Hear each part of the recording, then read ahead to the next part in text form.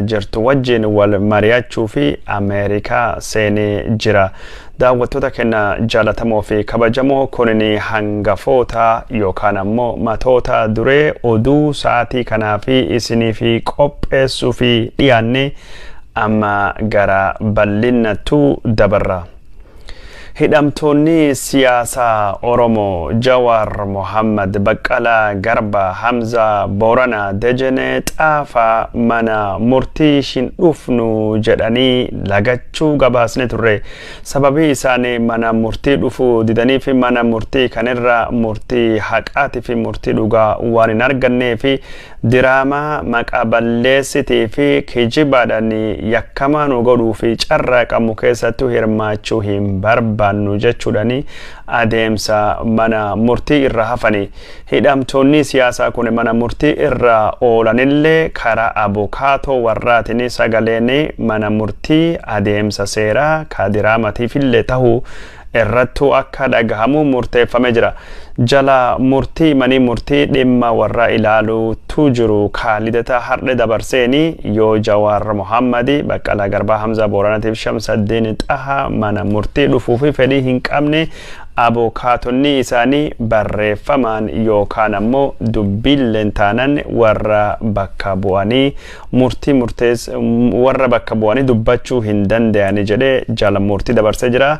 Hayyoonni seeraa murtiin mani murtii murteesse kunini mana murtii keessatti yookaan ammoo fuula seeraa durattuu namu gorsa seeraa qabaachuu abukaatonni bakka bu'u ka seerii Itoophiyaa mirkaneessee fi ka waliigaltiileen addunyaa Itoophiyaan mirkaneesse fallesu jechuudhaani falmaa jiran.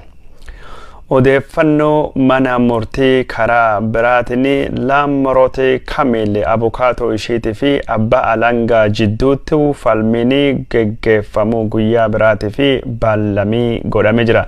Lamrooti Kamil kanaan durattuu Hacaaluu Hundeessaa ajjeesuudhaan shakkamtee mana murtii wayita dhiyaatettu mani murtii abbaan alangaa ragaa gayaa dhiyeeffachuu hin dandeenye jedhee gadhiise. Ammaan tana abbaan alangaa waan oliyyannoo gaafatee fi dhimmiisii akka haarawattu banamee laalamaa jira.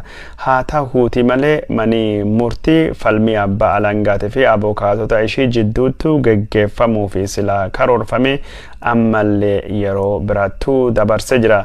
Warra Hacaaluu Hundeessaa ajjeesuun himatamanii keessa Obbo Xilahuun Waamii hidhaa umrii guutuutiin yoo adabamu warri gadafe namni dhiiraa lamalleen hidhaa umrii 18 haga ji'a 6tti adabamu gabaasne turre.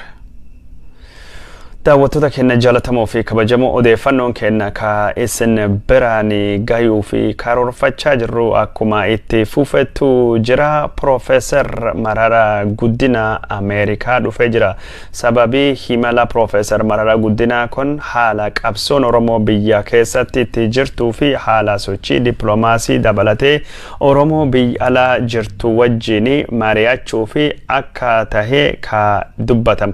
Profeesar Mararaa Guddinaa walgahii ispoortii Oromoo ka Minnesotatti torbaan darbe keessattuu geggeeffame karaa hawaasa Oromootii fi akkasumas karaa dhaabbata Osfaanaatiin affeerraan godhame viizaa embaasii Ameerikaa irraa argate gara sagantaa sunitti dhufuu fi carraaqullee duula warri ilaalcha faallaa qabsoo Oromoo irrattu geggeessanii himalli sunini akka hin milkoofne tahe Profeesar Mararaa Guddinaa tikeettiin isaa sunini jala gubachuu fi taatullee tikeetti bira jijjiirate ammaan tana viizaa Ameerikaa argate magaalaa Washington DC magaalaa guddittii Ameerikaa dhufee jira. Profeesar turtii isaa ka Ameerikaan keessatti hawaasaalee Oromoo ka magaalota adda addaa jiran magaalota lakkuu California, Atlanta, Washington DC, akkasumas Ohio fi Seattle bakkinni deeme hawaasanii haala qabsoo Oromoo ka biyya keessa haala hidhamtoota siyaasaa haala filannoo Itoophiyaa kadhiyoo kana geggeeffame haala jijjiirama biyya san keessattuu geggeeffamaa jiru ka butame haala waraana naannoo Tigraayitii fi akkasumas haala dinagdeetii fi dippiloomaasiitii fi qabsoo Oromoo durattuu finiinsuu fi maal akka godhamuu qabu ni mari'atu ibsa kennaa jedhamee dubbatamaa jira. Sagantaan Profeesar Mararaa bal'inaan gadhiifamee jira. Nulleen yeroo biraa irra gaddeebine bal'inaan irra haasofna. Guyyaa sagantaa kana naannoo adda addaa Profeesar Mararaan yooma akka argamu odeeffannoo warri barbaadan ammoo feesbuukii irratti isiniif maxxansuu deemna. Profeesar Mararaan Ameerikaa dhufuun isaanii injifannoo guddaa duula maqaa balleessi Profeesar Mararaan Abiy Ahmed irratti fonqolcha geggeessuu fi warra fonqolchisaa irratti godhuu fi Ameerikaa jiranii kan akka Siyyee Abrahaafa warra kilidatuufaan wal arguu deemaa jedhee miidiyaan Habashaa kan akka Zehabashaatii fi akkasumas miidiyaan akka isaati duula guddaa banee ture. Ammaan tana duulii warraa sunini fashalaahu yookaan ammoo duulii warraa sunini kufuu garsiisaa keessattuu sagantaanii Zehabashaa faati shukshuktaanii xalayaa waldaan hawaasa Oromoo barreesse xalayaa Profeesar Embaasii Ameerikaattu barreesse hunda qabatee bahuun isaa Embaasii Ameerikaa keessaa fi mootummaa Abiy Ahmediitii fi namni hojjetu namni miidiyaa kanaaf hojjetu odeeffannoo kana gabaasuu danda'uun akka jiru kan mul'isu. Namoonni hedduun wanni kun karaa insaatiin taatee jedhanii yaadallee qabaatan insani Embaasii Ameerikaa keessa waan jiru quba hin qabu hin beeku. Embaasii Ameerikaa keessa warra jiranii ka odeeffannoo Profeesar Mararaa miidiyaa Habashaa kanaaf erguutu jira. Kanaafuu Embaasiin Ameerikaa seerii embaasii wantoota dhowwuu privacy sani dabarsee kennuun isaa yeroo ammaan tana embaasii kan keessa warri harcaatota sirna durii kun hagam tokko maadheeffatee rakkoo uumaa akka jiru mul'isa.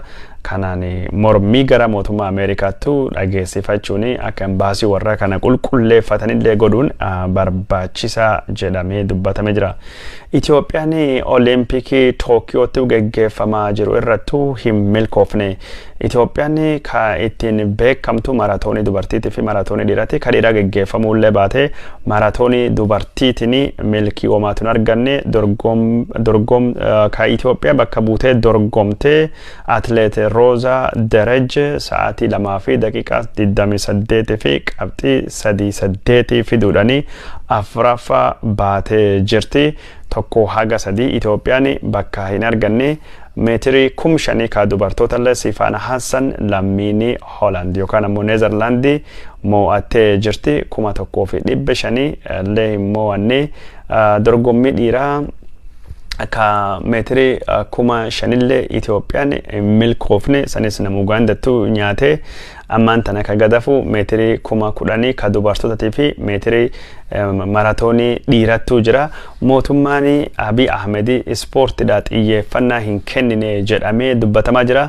Keessattuu dorgommii Olimpikii ka bara kana gaggeeffame keessa warri muuxannoo qaban warri dandeettii qabanii atleetonni Oromiyaa irraa dhufanii xiyyeeffannaa hin arganne. Atleetonni Oromiyaa moggaattuu dhiibamuun Itoophiyaa gatii guddaa kaffalchiisee jedhamee dubbatamaa jira. Kanaafuu haalli atleetiksiin Itoophiyaa federeeshiniin atleetiksii Itoophiyaa ittiin hojjechaa jiru gareen koomitii yookaan ammoo Olimpikiin Itoophiyaa ittiin hojjetamaa jiru deebisee qoratamee namni haaluma dandeettii isaatiin namni haala jechuun gumaachaa isaatiin bakka bu'ummaan bifa suniin ta'uu qabdi malee koota naannootiin yookaan sabaatiin ta'uu hin qabu. Dandeettiitti dursuu qaba. Bara kana Itoophiyaan warra Oromoo dhiibdee moggaattu baaste kunoo gatii kaffalaa jirti jedhamee dubbatamaa jira. Meetirii 10,000 dorgommiin Letesambat Gidee Itoophiyaa bakka buutee ka dorgomtu dhalattuun Tigraayitii fi Sifaana Hassan jidduutu gaggeeffamu akka malee eegamaa jira. Daawwattoota keenya jalatamoo fi kabajamoo odeeffannoon keenya ka isin biraan gahaa jirru akkuma itti fufettu jira. Wayita waraanii naannoo Tigraay ka ammaanta naannoo Amaaraatiif Affaar keessattuu gaggeeffamaa jiru kun cimee itti fufee jirutti woboon Oromiyaa bakka garaa keessattuu haleellaa dhaqqabsee injifannoo goonfachaa akka jiru dubbannee turre. ka tarkaanfini wobo yaaddese mootummaan Abiy Ahmed duula dargaggeessa hidhuu fi duula ummata Oromoo wareersuu guddaa fi akka inni qophaawaa jirru waan dhagayaa jirruu fi dargaggeessi Oromoo ufi qopheessu akka qabu dargaggeessi Oromoo mootummaan yeroo ammaan tana hidhaan hidhuutu jira. Dargaggeessi Oromoo kana mootummaan dirqeeni yookaan ammoo giddiin gara waraana geessaa jira. Dargaggeessi Oromoo ka dirqeeni gara waraana naannoo Amaaraatii fi Ristii Amaaraatii fi qoraan ta'uu deeman kana dhiisee Oromiyaa fi qabsoo barbaachisuu fi gumaacha godhuu fi woboon harka bal'ifatee isin eegaa gara wobootu koota dabalama jedhamee yaadii dhiyaachaa jira. Wobooni ka yeroo ammaan tana haleellaa isaa gara baadiyyaarra gara magaalattu olee guddise dargaggeessa Oromoo ka qabsoo Oromootti dabalamuu barbaadu balballi kenna bana yaamicha jedhu dhiyeessaa jira. Mootummaan Itoophiyaa yeroo ammaan tana Oromiyaa keessa falmiin gosa takkalleen hin jiru. Woboon qaama bilisummaa yookaan mirga uummata Oromootiif lolu odoo hin taane shororkeessa jedhee duula maqaa balleessi geggeessaa jira jedhame mootummaan Abiy Ahmed akkasittu qeeqamaa jira. Mootummaan Abiy Ahmed yoo nagaa buusuu ka barbaade taate waraana Tigraayittu labselle dhaabee waraana Oromoo irrattu labselle dhaabee humnoota fincilaa jiranii ka Oromoo ka Benishangul Gumzii ka Gambeellatii fi ka Tigraay wajjini marii hunda hammatu ammumaan tana jalqabuu qaba jedhamee gorfamaa jira. Hidhamtoonni siyaasaa manidhaa jiranii cuftunuu gadhiifamanii mariin hunda hirmaachisuu fi hunda hammatu geggeeffamuun dirqama jedhama. Yeroo ammaan tana wobo qofa miti injifannoo ka argachaa jiru. Naannoo Amaaraa ummati Agootii fi Qimaantilleen haleellaa dhaqqabsaniin injifannoo gurguddaa argachaa akka jiranii gabaasne turre. Naannoo Benishangul Gumuzii riphee loltoonni Gumuzii liyyuu haayilii Amaaraatii fi liyyuu haayilii Benishangul Gumuzii fi raayyaa ittisa biyyaa kaachittu qubatirrattu haleellaa gurguddaa akka dhaqqabsanii gabaasaa turre.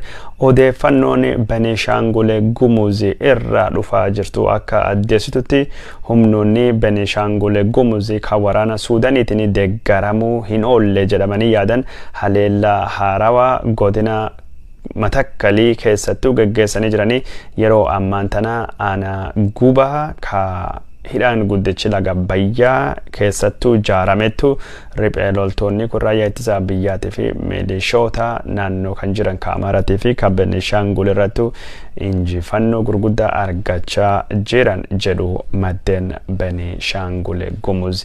Itoophiyaan yeroo ammaan tana naannoo Benishangul Gumuz, Gambeella, naannoo Afar, naannoo Amaaraa, naannoo Tigraay, Oromiyaa akkasumas naannolee adda addaa godinaalee adda addaa ka uummattoota kibbaa keessatti lolli bakka hedduun balbalaa deemaa jira. Kun hunduu dandeettii Abiy Ahmed ka biyya bulchuu dadhabuu irra dhalatee jedhamee akkasittuu xiinxalamaa jira. Daawwattoota keenya jaalatamoo fi kabajamoo odeeffannoon keenya ka isin biraanii gayaa jirru akkuma itti fufettu jira. Humnoonni naannoo Tigraay ka magaalaa seenaa qabeetti Laallibalaa to'atanii karaa magaalaa Gaashanaa eegii qabataniin dubattuu himala isaanii gara Dabra Taaborii ka godhanii fuula durattu dhiibaa akka jiran dubbachaa jirani. Har'a waraana geggeeffamaa jiruuni naannoo Amaarattu imala deemaa jiraniin injifannoo gurguddoo argachaa jirra jechuudhani dubbatamaa jira. Warri kunni himala karaa Walloo kibbattu deemnullee injifannooni jalqabnee jirra jechuudhani dubbatanii jirani. Waraana ammaan tana geggeeffamaa jiruuni himala karaa Bahar Daarii Dabra Taaborittu geggeeffamuu gubbaa ka geggeeffamu keessattuu karaa gubbaa ka jirtu magaalaa Nifaas Mawucaa to'annoo jala goonee jirra jechuudhani dubbatanii jirani. Kun ammoo adeemsa magaalaa Dabra Taaborii magaalaa gudditti Gondarii kibbaa to'achuu fi goonu nu gargaara jechuudhani warri Tigraay ibsa baasanii jiran. warri Tigraahii waraana gaggeessaa jiruun injifannoo argachaa jiranis mootummaan Itoophiyaa fi naannoon Amaaraa injifannoon warri argachaa jiru takkalleen hin jiru jechuudhaani odeeffannoo warri naannoo Tigraahii kana haalanii jirani. Waraani naannoo Tigraahii kaluuxee Amaaraa seenee yeroo ammaan tana gaarreen Wallootee fi gaarreen Affarii gammoojjiin Affarii dabalatee warra awwaal tayaade malee bakki injifannoo warri itti argatu hin jiru jechuudhaani dubbachaa jirani. Akka isaanii jechaa jiranitti uummanni Amaaraa yeroo ammaan tana tokkummaan ka'ee humna badii kan irrattu irree isaa jaba yookaan irree cimaa isaa agarsiisuu qaba jechuudhaani dubbii himaan naannoo Amaaraa obbo Gizaachoo Mulunaa ibsaa dubbatee jira miidiyaa Amaaraattu. Mootummaan naannoo Amaaraa karaa Biltsiginnaatiin ibsaa baasee jira. Ibsaa baasee kanaani yeroo ammaan tana naannoon Amaaraa uf ittisuu irra yookaan ammoo waraanis irrattu godhamaa jiru ufirra dhowwuu irra gara haleeluu yookaan ammoo gara waraanutu darbaa jechuudhaani ibsaa baasanii jirani.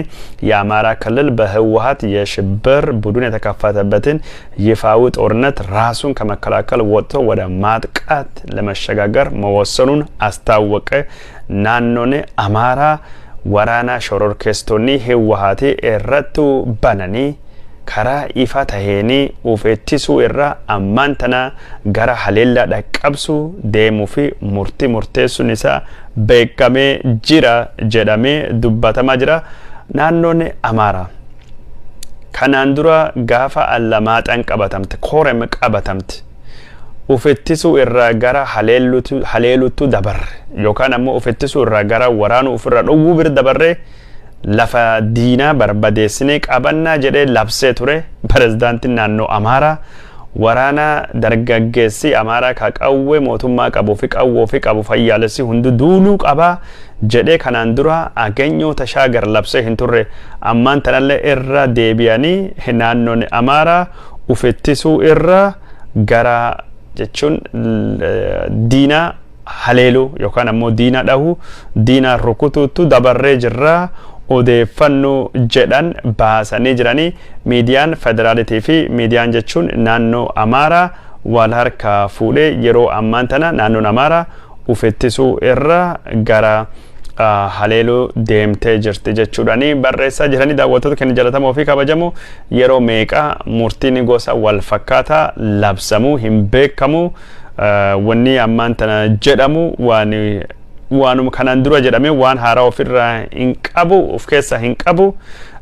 Biltsiginnaan Amaaraa ibsa baasan imbila baarነት ክተት ለነጻነት jedhee ibsa baasee garbummaa didi bilisummaa fi lolii Amaaraa ክልል ብልጽግና ሰጠ መግለጫ ዳ ብልጽግናን ባሰ ጅራ ወራኒ አማንተና ገገሳ ጅሩ ኩንን ወራና አማሪ አኩመተት ጅራቹ ዮካን ጅራቹ ዳቡ ሙርቴሱ ዲና ትግራይ ከና በርባዴሱ ቀምና ዲኒ ኩን ሾሮርኬሳ አማራ በሌሱ በርባዱ ያኪኒ ኢትዮጵያ ፊ አማራ ራቱ ደለጌ ያካ አይሲሲ ዳብሌ ጀቹን ዳባ ሾሮርኬሳ ይቹዳ አልቃይዳን ደለገለ ጫላ በዳ ጀደ ዱባቴ ኡመቲ ኩን ቶኩማን ዳባቴ ወረከና በሌሱን qofa odontaane akka humnattu akka yaadattu balleessuu qabnaa jedhee dubbatee jira naannoon Amaaraa.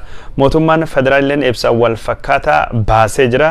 Yeroo calleessaa kennine yeroo calleessaa kanattu fayyadame warri kunini ammaan tana waraana gara naannoo Amaaraatii fi Affaaritti babal'achaa jira.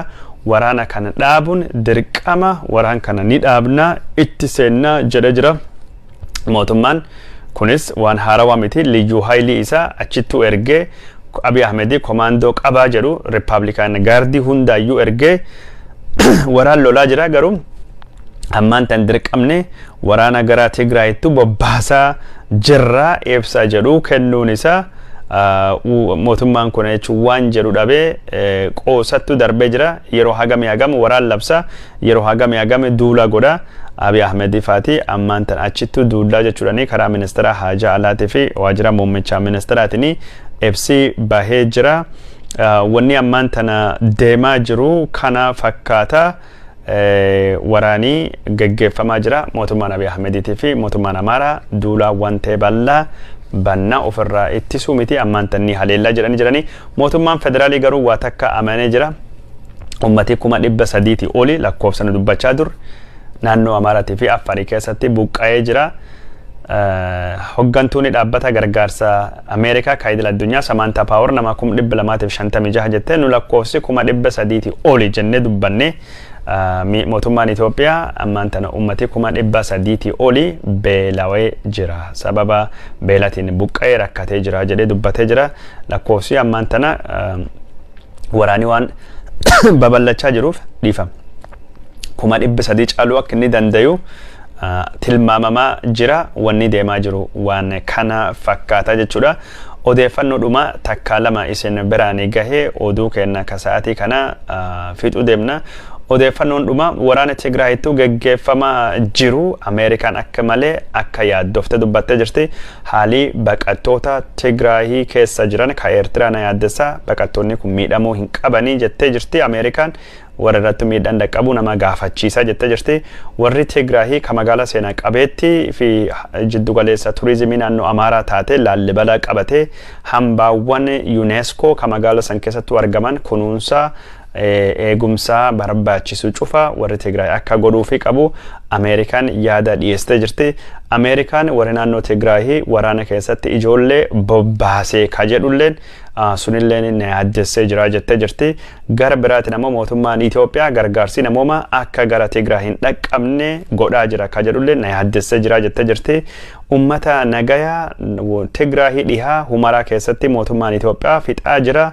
waraani Itoophiyaa namijjeesee laga keessatti darbee laga Setitii keessattu reeffi nama 50 oli argame ka jedhu sunilleen Ameerikaan na yaaddessa jirti walumaa galattu haalii waraana kana guddoo na yaaddessa waraanii kunini ammaan tanillee dhaabbatee warri wal lolaa jiru dhukaasirra dhaqqabee gara mariitu akka seenu ummati gargaarsa barbaadu akka gargaarsa argatu godhuun barbaachisa jettee Ameerikaan karaa dubbii hima ministeera haajaa alaa isiitiin karaa Ned Price-tiin dubbattee jirti gara biraatiin ammoo dhaabbanni gargaarsa ka mootummoota gamtoomanii maqaan isaa OCHA jedhama OCHA kana ka hogganu Martin Griffith nama jedhamu waraanii Tigraay keessattuu geggeeffamaa ture ka ammaan tana gara Affarii fi gara naannoo Amaaraattu babal'atee guddoo yaaddessaadha warri Tigraayilleen waraana kana babal'isuun isaanii irra hin jiruu fi gaarii miti gargaarsa nama dhaqqabsuu rakkisa warri jechuun mootummaa Itoophiyaatiif Amaaraalleen gara Tigraay lafa qabatan kana irra keessa turuun gaarii miti gargaarsi nama akka uummata rakkataa dhaqqabu waraanii kunin dhaabbachuu akka inni qabu marii malee wanti biyya kana gara nagayaattu geessuu dandaya akka hin jirre dubbatee jira obbo Martin Griffith gara kanaanii kanattu jedhame waraanii Tigraay keessa hawaasa addunyaa ammallee akka yaaddessetu jira daawwattoota kenna